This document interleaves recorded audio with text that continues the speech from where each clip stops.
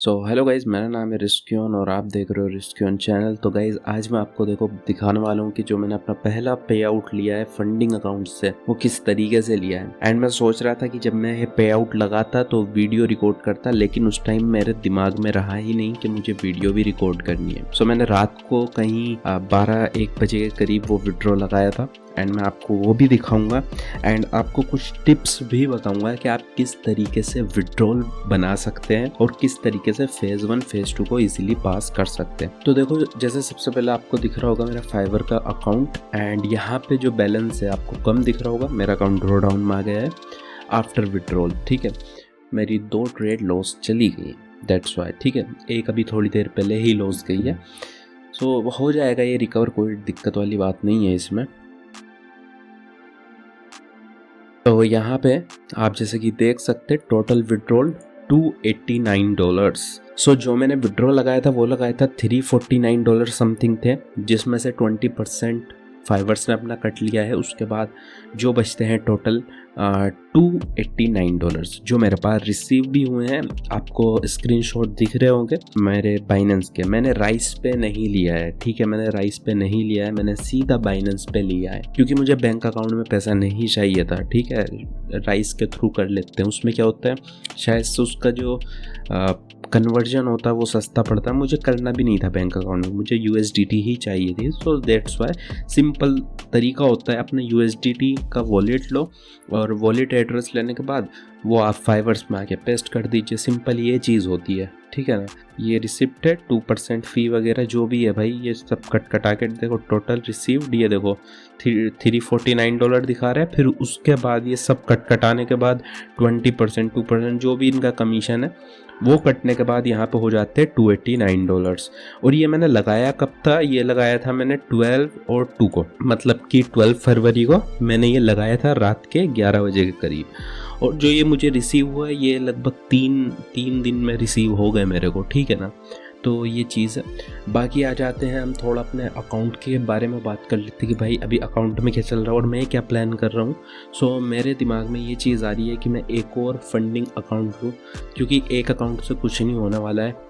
ठीक है, 1-2 अकाउंट, जैसे कि मानो मैं इस पे भी ट्रेड करूँगा और 1-2 अकाउंट और ले लूँगा, उन पे भी ट्रेड करूँगा। उससे होगा क्या, मान लो कभी ऐसा हो फ्यूचर में कि ये अकाउंट मेरा ब्रीच हो जाता है, ठीक है, तो मेरे पास और अकाउंट्स रहे ट्रेड करने के लिए।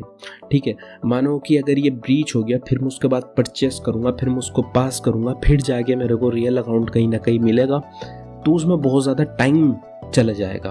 और अभी जो है टाइम खाली जा रहा है, मैं सिर्फ रियल अकाउंट पे ट्रेड कर रहा हूँ, फंडिंग अकाउंट पे, ठीक है ना। तो ये मेरा जो है प्लान है कि मैं एक ना एक अकाउंट खरीदूंगा, 10K का या 5K का जो भी खरीदूंगा। मेरे दिमाग में 10K का ही आ रहा है, तो 10K का मैं खरीदूंगा, ठीक है। और अगर अकाउंट की बात करें तो भाई देखो, अकाउंट हमारा जा चुका है $212 ड्रॉ डाउन में। अब यहाँ पे रिस्क क्या रखता हूँ मैं, रिस्क रखता हूँ डेली का $100 से $150 के करीब, क्योंकि थोड़ा सा रिस्की गेम करके खेलता हूँ मैं। ठीक है, ऐसा नहीं है कि भाई $50 $30 ऐसा रख रहा हूँ दिन का, नहीं, क्योंकि वो चीज़ करनी होती मुझे, मैं रियल अकाउंट से करके वो खुश था भाई। मैं $100 डिपॉजिट करके उससे $100 बना देता था 2 दिन में। ठीक है, तो मैं यहाँ फंडिंग लेने क्यों आया, क्योंकि मुझे ज़्यादा रिस्क करना है, ठीक है ना। तो वो चीज़ है, अगर ये टर्मिनेट होता है कोई दिक्कत नहीं है, हम दोबारा लेंगे, दोबारा से उसको पास करेंगे, सिंपल है, ठीक है ना। तो ये चीज़ है। जहाँ तक मुझे लगता है अगर मनी मैनेजमेंट के हिसाब से चलूँगा तो टर्मिनेट वगैरह नहीं होगा, एक ना एक TP लगेगा ही लगेगा मेरा, है ना भाई। ये सिंपल सी चीज़ होती है, क्योंकि मैं रिस्क रिवॉर्ड लेके चलता हूँ 1:4 1:3, है ना, 1:3.5 इस तरीके से लेके चलता हूँ कि मेरा एक ही TP में 3-4 दिन का लॉस कवर हो जाए। आप किस तरीके से फेज़ 1 और फेज़ 2 को ईजिली पास कर सकते हैं ये मैं पहले बता चुका हूँ, एंड फिर भी मैं दोबारा से बता रहा हूँ आप लोगों को कि सबसे पहले ना अपना ड्रॉ डाउन निकाल लिया करो, क्योंकि वही आपका रियल अकाउंट होता है जो आपका ड्रॉ डाउन होता है, टोटल ड्रॉ डाउन। जैसे कि 10K अकाउंट पे $1000 का ड्रॉ डाउन होता है, ठीक है, तो उसको निकाल लिया करो, वही आपका कैपिटल है। ये मत सोचा करो कि टोटल मेरे पास $10,000 है तो मेरा अकाउंट $10,000 का है, नहीं, जितना आपका ड्रॉ डाउन है आपका अकाउंट उतने का ही है।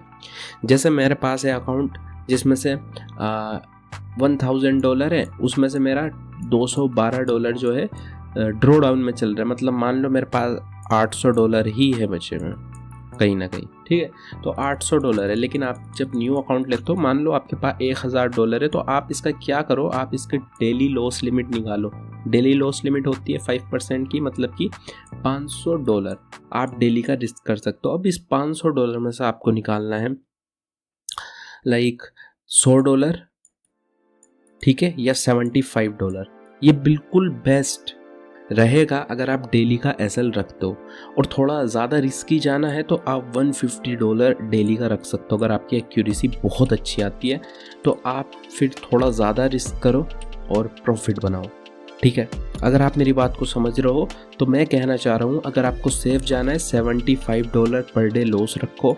अगर थोड़ा मिड में खेलना है, ठीक है, तो आप $100 डेली का लॉस रख लो। और अगर थोड़ा सा ज़्यादा ही आगे जाना है, ठीक है, कि भाई मेरे को एकदम प्रॉफिट करना है, आपकी एक्यूरेसी बहुत अच्छी है, तो आप $150 का रिस्क कर सकते हो। अगर मेरी बात करो तो मैं $100 भी कभी कभी रुक जाता हूँ, कभी मैं $150 पर रुक जाता हूँ। ये मेरा हिसाब है, ठीक है, मार्केट के सिचुएशन के हिसाब से।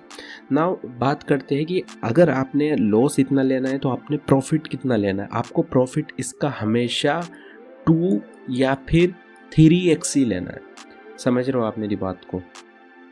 जैसे कि ये मानो आपने $150 का रिस्क कर दिया, या तो आप $300 कमाओ इससे, ठीक है। और इसमें ये 1:2 में कितना मिल रहा है आपको? $300। और 1:3 में कितना मिलेगा आपको दोस्त? $450। तो यहाँ पे $450 आप कमा पा रहे हो कितना लगा के? $150 लगा के। सेम चीज़ यहाँ पे आप $100 से कर सकते हो। तो अगर $100 में आप 1:3 लोगे तो आप $300 कमा पा रहे हो इजीली एक दिन के अंदर, एक ट्रेड के अंदर। समझ रहे हो? वहीं पे आप अगर $75 रहते हो तो 75 आपके कितना हो गए भाई? 150 करीब हो गए, है ना। तो ये चीज़ है, 1:2 में आप $150 कमा पा रहे हो $75 रिस्क करके, ठीक है। और 1:3 में आप कितना कमा पा रहे होगे आपको पता होगा, ठीक है। तो ये चीज़ है, आपको रिस्क रिवॉर्ड की तरफ जाना है और इस तरीके से ही प्रॉफिट बनाता हूँ। अब देखो मेरे एसएल जो है वो ज़्यादा लगते हैं भाई, ठीक है। मेरी एक्यूरेसी आप खुद से देख सकते हैं, मेरी एक्यूरेसी बहुत ज़्यादा कम हो, 23% की एक्यूरेसी है। उसके अंदर मैंने विड्रॉ निकाला है, ठीक है, $300 के करीब का। तो ये चीज़ है। तो गाइस मिलता हूँ किसी नेक्स्ट वीडियो में। सो बाय।